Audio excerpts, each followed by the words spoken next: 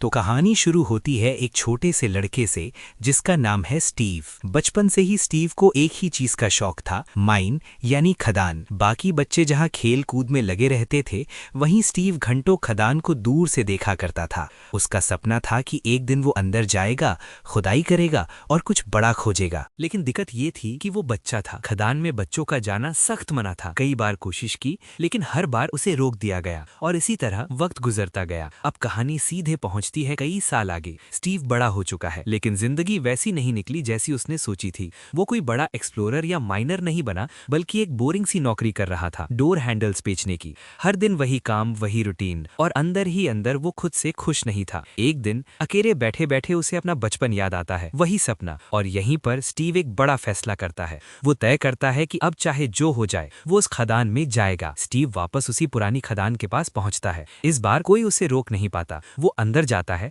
और पूरे जोश के साथ खुदाई शुरू कर देता है। खुदाई करते करते उसे दो अजीब चीजें मिलती हैं, एक चमकता हुआ क्रिस्टल और दूसरा एक रहस्यमयी सा गोल ऑर्ब। स्टीव को नहीं पता था कि ये क्या है, लेकिन जैसे ही वो दोनों चीजों को पास लाता है, अचानक वहां एक पोर्टल खुल जाता है। बिना ज्यादा सोचे स्टीव उस पोर्टल के अंदर कदम रख देता है और जैसे ही वो बाहर निकलता है, वो खुद को एक बिल्कुल अलग दुनिया में पाता है। एक ऐसी दुनिया जहां सब कुछ स्क्वायर शेप में है और सबसे बड़ी बात, यहाँ जो तुम सोचो वो बन सकता है। इस दुनिया का नाम है ओवरवर्ल्ड। स्टीव को जल्दी समझ आ जाता है कि ये दुनिया उसके जैसे लोगों के लिए बनी है। वो चीजें बनाना शुरू करता है, घर, रास्ते, बिल्डिंग्स। यहीं उसकी मुलाकात होती है एक भेड़िए से, जो धीरे धीरे उसका सबसे अच्छा दोस्त बन जाता है। ओवरवर्ल्ड में रहते रहते कई साल गुजर जाते हैं। स्टीव वहां सब कुछ बना चुका होता है, घर, टूल्स, स्ट्रक्चर्स। उसका भेड़िया अब सिर्फ पालतू नहीं, बल्कि उसका साथी बन चुका होता है। लेकिन एक दिन काम करते हुए स्टीव को ओवरवर्ल्ड के एक कोने में कुछ अजीब सा दिखता है, एक पुराना सुनसान पोर्टल। स्टीव को नहीं पता होता कि ये किस दुनिया का रास्ता है। जिज्ञासा में आकर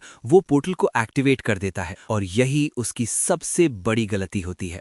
जैसे ही वो अंदर जाता है, दुनिया बदल जाती है। ये ओवरवर्ल्ड नहीं था। यहाँ न रंग थे, न क्रिएटिविटी, न खुशी। ये थी नेदर, एक अंधेरी, खतरनाक और बेरहम दुनिया। स्टीव बाहर निकल भी नहीं पाता कि नेदर की रानी अपने सिपाहियों के साथ उसे पकड़ लेती है।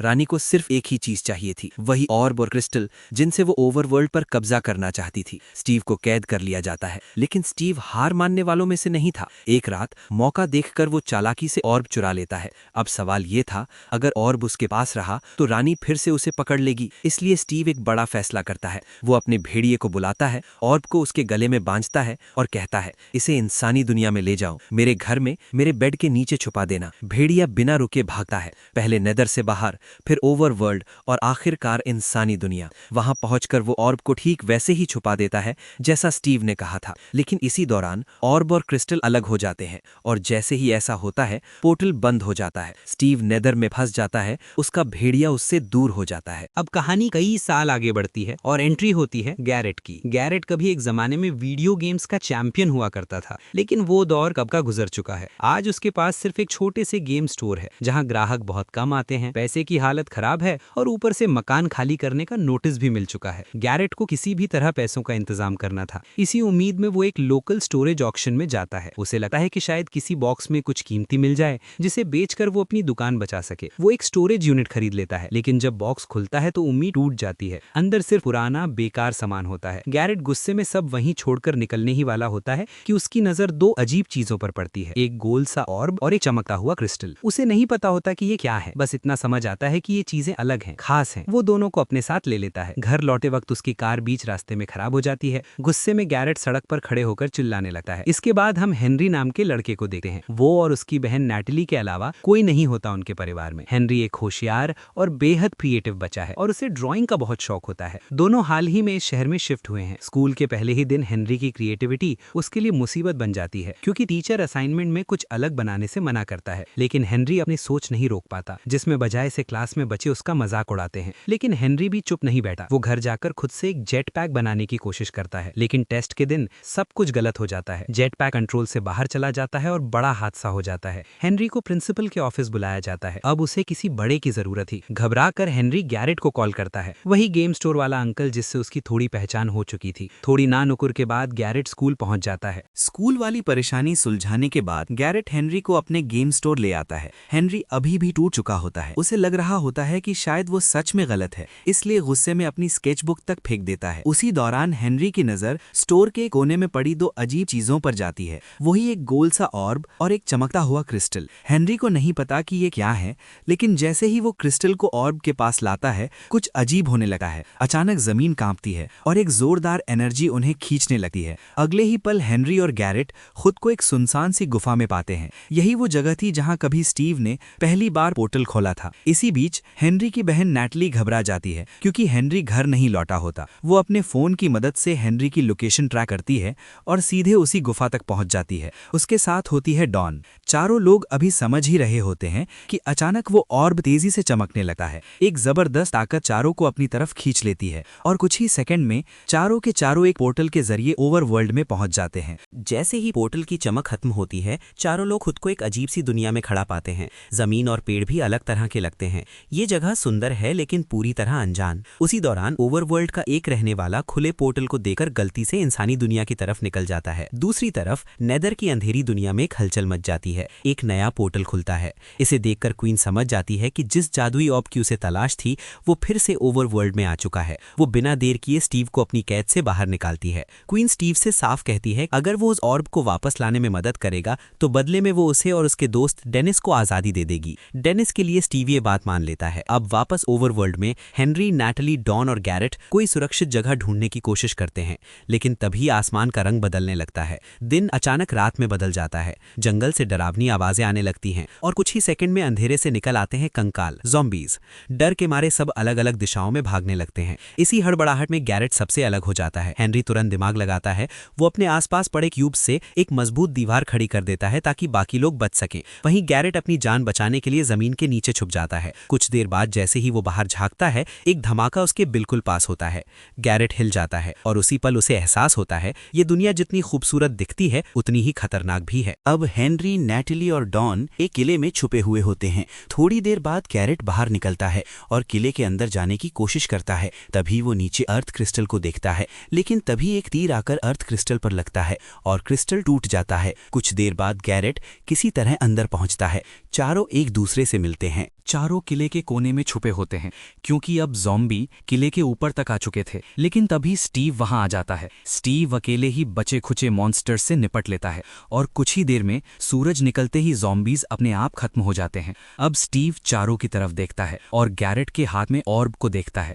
वो तुरंत समझ जाता है कि यही वो जादुई चीज है जिसकी वजह से ये सब यहाँ फंसे हुए हैं।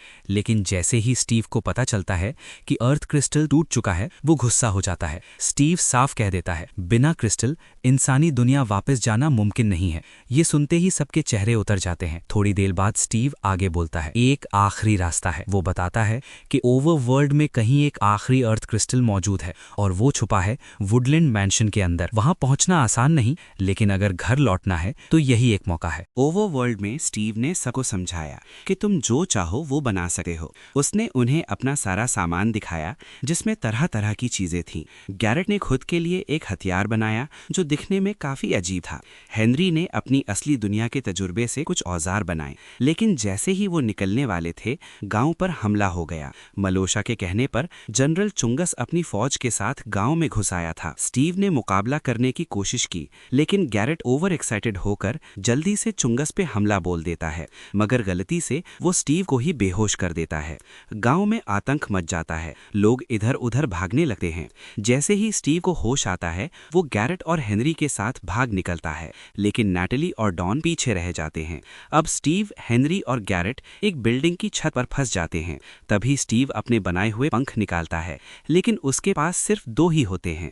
हेनरी सबसे पहले कूदा है और हवा में उड़ जाता है। फिर गैरेट की बारी आती है। इसके बाद स्टीव भी छलांग लगाता है। उसके पास पंख नहीं होते तो प्लान के मुताबिक वो गैरेट से चिपक जाता है और तीनों किसी तरह वहां से बचकर निकल जाते हैं। लेकिन सिपाही ने भी हार नहीं मानी और उनका पीछा करते रहे। काफी देर की जद्दोजहद के बाद वो किसी तरह उन्हें चकमा देकर निकल ही गए। अचानक स्टीव ने पानी की एक बाल्टी जमीन पर डाली और नीचे एक तालाब बन गया जिसमें तीनों सुरक्षित लैंड कर गए। स्टीव ने बताया कि अगर मेलोशा को वो जादुई गोला मिल गया तो वो ओवरवर्ल्ड को पूरी तरह बर्बाद कर देगी और उसमें मौजूद सभी लोगों के साथ। अब स्टीव के सामने एक मुश्किल फैसला था। उसे समझ नहीं आ रहा था कि वो अपने दोस्त डेनिस को बचाए या ओवरवर्ल्ड नाम की इस खूबसूरत दुनिया को। इधर चुंगस अपना मिशन फेल कर चुका था था और मेलुशा का सब्र अब खत्म हो रहा था। गुस्से में आकर उसने अपने सबसे ताकतवर हथियार का इस्तेमाल किया, जिसे वो द ग्रेट बोर कहती थी। वो एक विशालकाय और बेहद खतरनाक सूअर था। मेलुशा ने सीधे आदेश दिया, चुंगस को खत्म कर दो। ग्रेट बोर ने बिना देर किए उसके हुक्म का पालन किया। इसके बाद मेलुशा चिल्लाई,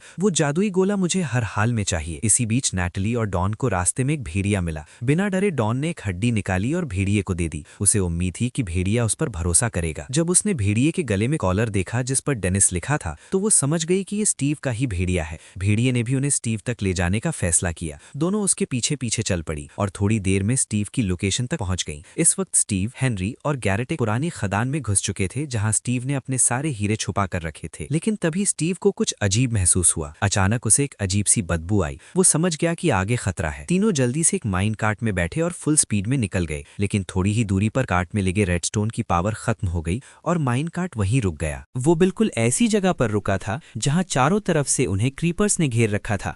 ये ऐसे जीव थे कि अगर उन्हें हाथ लगाया जाए तो वो फट जाते थे, लेकिन जब तक उन्हें छुआ न जाए तब तक वो एक्टिवेट नहीं होते थे। उसी वक्त उस जादुई गोले को लेने ग्रेट बोर भी वहां आ पहुंचा। स्टीव ने तुरंत फैसला लिया और वहां मौजूद सारे क्रीपर्स को एक साथ एक्टिवेट कर दिया। एक जबरदस्त धमाका हुआ जिसने ग्रेट बोर को भी ढेर सारे मलबे के नीचे दबा दिया और तीनों किसी तरह जमीन के ऊपर निकल आए। थोड़ी ही देर में वो तीनों एक डरावने फॉरेस्ट मैंशन के सामने पहुंच चुके थे। स्टीव ने बताया कि पहला फ्लोर योद्धाओं से भरा हुआ है, दूसरे फ्लोर पर काले जादूगर रहते हैं जो डरावने सपनों को जिंदा कर सकते हैं, और तीसरे फ्लोर पर वो क्रिस्टल है जिसकी उन्हें तलाश है, जिसकी देखरेख एक खास रक्षक करता है। स्टीव और गैरेट ने योद्धाओं का ध्यान भटकाने का प्लान बनाया, जबकि हेनरी का काम था एक सीढ़ी बनाना और चुपके से उस क्रिस्टल को चुरा लेना। योद्धाओं ने गैरेट को एक रेसलिंग रिंग में डाल दिया, जहां उसे उनके सबसे ताकतवर योद्धा से लड़ना पड़ा। जब सबका ध्यान इस फाइट पर था, हेनरी चुपके से तीसरे फ्लोर पर पहुंच गया और एंडरमैन क्रिस्टल उठा लिया। तभी वो रक्षक उसके सामने आ गया, एक लंबा, काला और बेहद खतरनाक जीव। लेकिन हेनरी के पास भी हीरे की कुल्हाड़ी थी। उसने हिम्मत दिखाई और जैसे तैसे उस रक्षक को हरा दिया। इस लड़ाई में हेनरी को एंडरमैन पर्ल भी मिली, एक कीमती चीज जिसका इस्तेमाल करके वो इस दुनिया में कहीं भी टेलीपोर्ट हो सकता था। लेकिन जैसे ही वो मैंशन से बाहर निकल रहे थे, मेलुशा एक खतरनाक मुस्कान के साथ उनके सामने आ गई। उसने अपनी ताकत से स्फीयर ऑफ डोमिनेंस और एंडरमैन क्रिस्टल दोनों छीन लिए। उसी पल गैरेट ने एक बार फिर अपनी जान दांव पर लगा दी। उसने स्टीव और हेनरी को बचाया और उन्हें प्लेन पर चढ़ाकर भगा दिया, जबकि वो खुद पुल पर ही रुक गया। अगले ही पल एक जबरदस्त धमाका हुआ, पूरा पुल टूट गया और उसके साथ गैरेट भी मारा गया। कुछ देर बाद स्टीव का पालतू भेड़िया डेनिस उसे ढूंढते हुए वहां तक पहुंचा, लेकिन तभी मेलुशा ने जादुई गोले का इस्तेमाल करके नेदर और ओवरवर्ल्ड के पोर्टल्स को और भी ताकतवर बना दिया। उसके एक हुक्म पर सूरज तक गायब हो गया और ओवरवर्ल्ड में अंधेरा छा गया। अब सभी दोस्तों ने तय किया कि उन्हें किसी भी हाल में मेलुशा को रोकना होगा। उन्होंने हथियार बनाए, मजबूत कवच तैयार किए और लोहे के रक्षकों की एक पूरी फौज बना ली। सब कुछ होते ही बड़े किए गए पोर्टल से पिलेजर्स का एक बड़ा झुंड ओवरवर्ल्ड में घुस आया और मेलुशा अपनी शैतानी हंसी हंस रही थी। उसे पता था कि लोहे के रक्षक तब तक नहीं लड़ते जब तक उन्हें उकसाया न जाए, लेकिन एक डरपोक सिपाही गलती कर बैठा। उसने पहले हमला कर दिया और बस सारे रक्षक एक्टिवेट हो गए। जल्द ही एक भयानक जंग शुरू हो गई। अपनी फौज को मुसीबत में देकर मेलुशा ने दूसरा ग्रेट बोर भेज दिया, लेकिन तभी सबसे बड़ा लोहे का रक्षक आ जाता है। जब ये दोनों खतरनाक जीव एक दूसरे से टकराए तो पूरे ओवरवर्ल्ड की जमीन हिल गई। इसी बीच स्टीव ने डायमंड का कवच पहना और अपनी डायमंड तलवार उठाकर मेलुशा का सामना करने को तैयार हो गया। लेकिन मेलुशा का काला जादू किसी भी तलवार से कहीं ज्यादा ताकतवर था। उसी वक्त हेनरी ने मौका देकर अपनी एंडरमैन पर्ल का इस्तेमाल किया। वो तुरंत पोर्टल के ऊपर टेलीपोर्ट हो गया ताकि जादुई गोला छीन सके। इधर ग्रेट बोर ने नैटली पर हमला कर दिया। उसके पास बचने का कोई रास्ता नहीं था, मौत तय लग रही थी। लेकिन तभी डॉन की आवाज आई। वो एक पहाड़ी पर खड़ी थी जिसके आसपास जंगली भेड़िए थे।